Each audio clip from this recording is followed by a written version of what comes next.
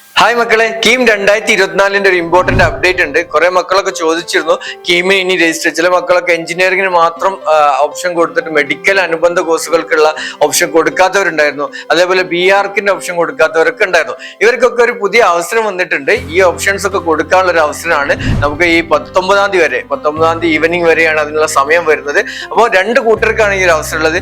തീരെ കീമിന് രജിസ്റ്റർ ചെയ്യാത്ത ആളുകളുണ്ടാവും. ഇപ്പോൾ MBBS കേരളത്തിൽ എവിടെയെങ്കിലും ഒരു മെഡിക്കൽ കോളേജിൽ കിട്ടാൻ വേണ്ടിയിട്ട് നിങ്ങൾക്ക് അറിയാം കീമിന് രജിസ്റ്റർ ചെയ്യണം. ആ രജിസ്ട്രേഷൻ ചെയ്യാത്തവരുണ്ടാവും, നീറ്റ് മാത്രം എഴുതിയിട്ട് നിൽക്കുന്നവരുണ്ടാവും. അപ്പൊ നീറ്റ് എഴുതിയവർ കീമിന് രജിസ്റ്റർ ചെയ്യാത്ത മക്കളുണ്ട്, അവർക്ക് രജിസ്റ്റർ ചെയ്യാനുള്ള ഒരു അവസരം ഉണ്ട്. അവരുടെ സർട്ടിഫിക്കറ്റ് ഒക്കെ അപ്ലോഡ് ചെയ്യാനുള്ള ഒരു അവസരം കൂടി ഇതിന്റെ കൂടെ ഉണ്ട്.